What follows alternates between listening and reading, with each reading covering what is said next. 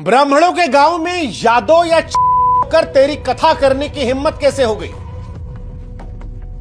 यह सवाल मुकुटमणि से नहीं, हर उस इंसान से किया गया जो भक्ति की राह पर जाति की दीवार को लांघने की कोशिश करता है। यह सवाल उस सोच का प्रतीक है जो आज भी इस बात को मानता है कि भगवान जो है वो सिर्फ ऊंची जाति के हैं। और इन लोगों से आज हम ये सवाल पूछते हैं कि क्या भगवान श्री राम ने कभी शबरी से उसकी जाति पूछकर उसके जूठे बेर खाए थे? क्या भगवान श्री कृष्ण ने सुदामा से दोस्ती उसकी जात देखकर की थी?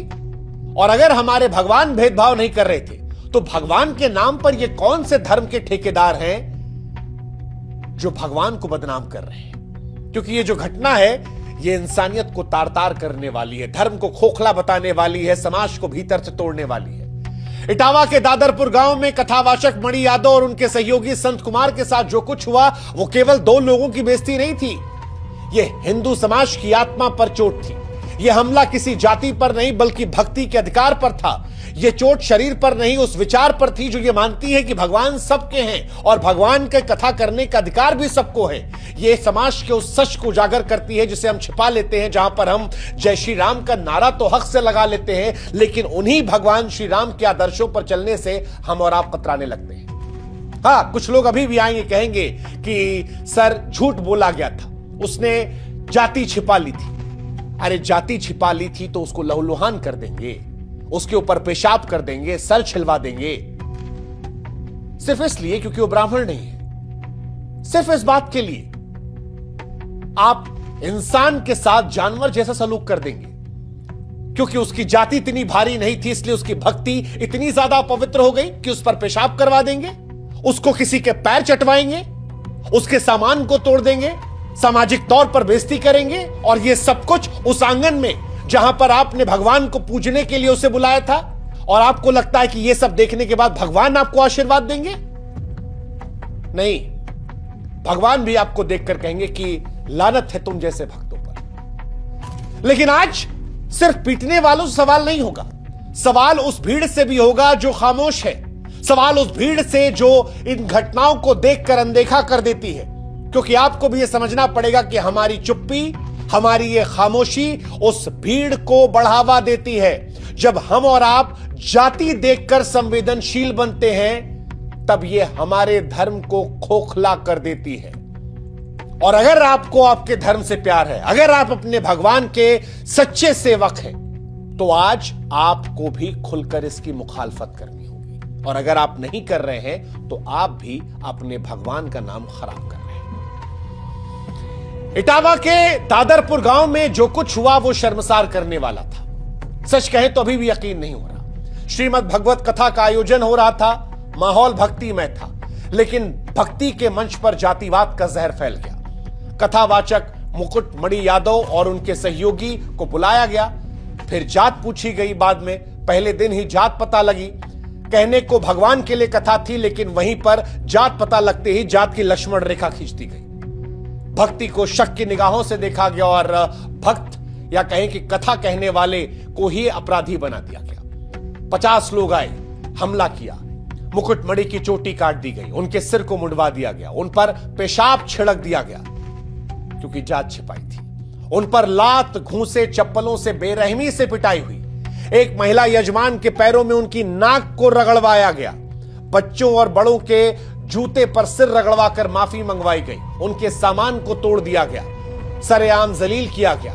इस पूरी घटना का वीडियो सोशल मीडिया पर वायरल है और इस वायरल वीडियो में साफ साफ दिखता है कि न केवल लोग यहां तमाशा देख रहे थे बल्कि बेशर्मी से तालियां भी बजा रहे थे। और इसीलिए हम कह रहे हैं कि गुनहगार सिर्फ वो नहीं है जो जाति के नाम पर यहां पिटाई कर रहे थे, उतने ही गुनहगार वो भी हैं जो तालियां बजा रहे थे या जो जाति देखकर संवेदनशील होते हैं। वो ये देखकर संवेदनशील होते हैं कि हमारे जाति के आदमी के साथ गलत हुआ नहीं हुआ। और यही एक तरफा संवेदनशीलता आज हमारे धर्म के पतन की बड़ी वजह बन रही है। यही एक तरफा संवेदनशीलता आज हमारे धर्म में बिखराव की वजह बन रही है। और अगर इसे हमने नहीं संभाला तो यकीन मानिए अपने धर्म के सबसे बड़े दुश्मन भी हम और आप ही हो जाएंगे। यह मैं इसलिए कह रहा हूं क्योंकि इस घटना के वीडियोस को देखने के बाद भी कुछ लोग ऐसे हैं जो इससे शर्मिंदा नहीं है। और अभी भी वो बेशर्मी से आकर कह रहे हैं कि देखिए ना, उसने अपनी जाति छिपाई थी, ब्राह्मणों के मोहल्ले में जात छिपा कर गया था, ब्राह्मण बनने का नाटक किया था, दो आधार कार्ड मिले थे, एक में मुकुटमणि अग्निहोत्री उसका नाम है, दूसरे में मुकुट सिंह लिखा हुआ है, उसने धोखा दिया था। क्या नाम के चलते आप इंसान के साथ जानवरों जैसा व्यवहार करेंगे? और अगर किसी ने झूठ बोला तो उसका जवाब हिंसा है? क्या जाति छुपा लेना इतना बड़ा गुनाह है कि इंसान की गरिमा को मिट्टी में मिला दिया जाए? हालांकि मुकुटमणि ये कहते हैं कि जाति छिपाई नहीं थी, लेकिन फिर भी हम मान लेते हैं कि अगर मान लीजिए छिपाई गई तो भी क्या बर्बरता की पराकाष्ठा को पार कर देंगे? किसी के ऊपर पेशाब करवा देंगे, किसी के सर मुंडवा देंगे, किसी से कहेंगे किसी का पैर चाट लो। यह साफ बताता है कि असली वजह धोखा नहीं थी, यह जातिगत घृणा थी। और यह भी बात याद रखिएगा, अगर किसी कथावाचक को यह महसूस होता है कि उसे अपनी जाति छिपाकर ही मंच मिलेगा, तो सच कहें उसका झूठ असली दोषी नहीं है। असली दोषी वो समाज है जो आज भी धर्म के मंच पर जाति की पहचान मांगता है। अगर समाज में उस व्यक्ति को यह एहसास ना हो कि जात देखकर ही आप बुलाएंगे, तो शायद छिपाने की जरूरत नहीं पड़ती। और अगर आपको लगता है कि छिपाना अपराध था, तो इस देश में कानून है, पुलिस है, आप जाकर शिकायत कर देते। आप कहते कि हमारी धार्मिक भावना को ठेस पहुंचा गया, हम वहां भी मान लेते, चलिए आपके साथ। लेकिन क्या जाति इतनी बड़ी दीवार बन जाएगी कि भक्ति उसके नीचे दब जाए? और ऐसी भक्ति करने से कौन से भगवान प्रसन्न होंगे, जरा हमको यह भी समझा दीजिएगा। और या जिस दिन आप इस लोक से उस लोक जाइएगा, उस दिन भगवान से पूछ लीजिएगा कि भगवान, ये करने से क्या आप हमसे खुश हुए हैं? ये जो बयान दिया गया कि ब्राह्मण के गांव में यादव या फलाना जात का होकर तेरी हिम्मत कैसी हुई, घृणित है ये शब्द, घृणित है। जातिवाद धर्म को तोड़ रहा है, क्योंकि ये भक्ति को नहीं, जन को तवज्जो देता है। एक कथावाचक की कथा उसकी जाति से आकी जा रही है। जब भगवान के भक्त को अछूत या नीच कहकर अपमानित किया जाता है, तो सच कहें धर्म का असली स्वरूप वहीं मर जाता है। ये वो मानसिकता है जो हिंदू समाज को एकजुट होने से रोकती है। एक तरफ बड़ी बड़ी बातें होती हैं कि इस देश को हिंदू राष्ट्र बनाया जाएगा, और दूसरी तरफ धर्म नहीं, जात पूछी जाती है। जात के नाम पर पेशाब करवाया जाता है, जात के नाम पर दोहरापन दिखाया जाता है। यही धर्म को कमजोर कर रहा है, यही बाहरी ताकतों को आपकी कमजोरी का फायदा उठाने का मौका देता है। आप सोचिए ना, कैसा राष्ट्र है जहां राम की कथा कहने से पहले कथावाचक का वंश पूछा जाता है? यह कैसी एकता है जहां भगवत कथा जैसे पवित्र आयोजन को जाति की गंदी नजर से देखा जाता है? इटावा की घटना जीता जागता सबूत है कि आज भी धर्म से पहले हिसाब लगाया जाता है। वसुदेव कुटुंबकम जैसे सिद्धांत ऐसा लगता है सिर्फ किताबों में बंद है। जमीनी हकीकत यह है कि अगर आप ऊंची जात से नहीं हैं, तो आपकी भक्ति को संदेह के घेरे में देखा जाएगा। जब एक भक्त की भक्ति उसकी जाति से तौली जाती है, तब भगवान की कथा को कुछ लोगों का विशेष अधिकार मान लिया जाता है।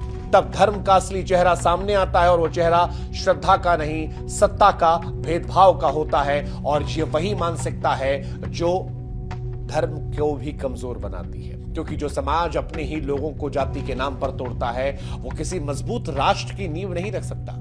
एकता की बात करने से पहले हमें अपने भीतर की उस दरार को भरना पड़ेगा जिससे जातिवाद हर रोज गहरा हो रहा है, और यह समझना पड़ेगा।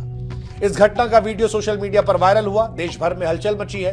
कई लोग हैं आक्रोश जता रहे हैं, नेता बयान दे रहे हैं, पुलिस कार्रवाई कर रही है, लोग जा रहे हैं कि पुलिस और तेज कार्रवाई करे। कई लोग गिरफ्तार कर लिए गए हैं, कुछ की गिरफ्तारी जारी है। लेकिन सवाल यह है कि क्या गिरफ्तारी से इंसाफ मिल जाएगा? क्या यही न्याय है कि समाज चुप बैठा रहे, देखता रहे और मामला केवल पुलिस कार्रवाई तक सिमट जाए? क्या इस देश के खिलाफ ऊंची जाति के लोग भी सामने आएंगे? क्या इस देश के आम नागरिक भी इस हिंसा को लेकर खुलकर बोलेंगे? क्या इस देश के धार्मिक संगठन भी खुलकर बोलेंगे? और अगर नहीं बोलेंगे तो ऐसी घटनाएं होती रहेंगी, क्योंकि यहां पर चुप्पी सिर्फ मौन नहीं है, एक प्रकार की स्वीकृति है। जब एक वर्ग पर हमला होता और बाकी तटस्थ रहते हैं, तो वो सिर्फ सामाजिक विफलता नहीं बल्कि नैतिक दिवालियापन होता है। यह घटना सिर्फ यादव या दलित समुदाय की नहीं, बल्कि पूरे हिंदू समाज की हार है। यह उस धर्म की हार है जो समरसता का संदेश देता है, लेकिन व्यवहार में भेदभाव को नजरअंदाज करता है। जब तक हम जातिवाद के खिलाफ एकजुट नहीं होंगे, तब तक हर गिरफ्तारी अधूरी न्याय की कहानी कहेगी। यह बड़ी विडंबना है मैं सच कह रहा हूं, बड़ी विडंबना है, बड़ी पीड़ा हो रही कहते हुए एक कथावाचक पर मूत्र छिड़का गया, सिर मंडवा दिया गया और हमारी भावनाएं आहत नहीं हो रही हैं, होनी चाहिए।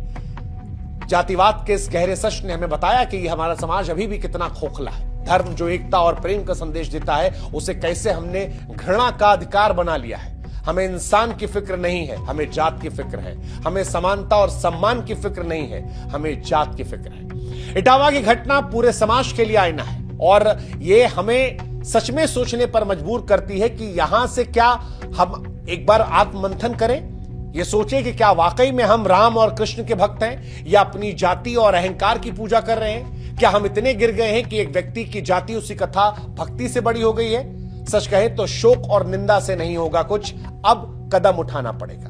कानूनी कार्रवाई पर ध्यान देना होगा कि दोषियों की सिर्फ गिरफ्तारी ना हो बल्कि सजा भी मिले, ताकि संदेश जाए कि जातीय हिंसा बर्दाश्त नहीं। समाज में जागरूकता फैलानी होगी। स्कूल, कॉलेज, पंचायतों में जातीय समानता, मानवाधिकार और धार्मिक सहिष्णुता पर खुले संवाद होने चाहिए।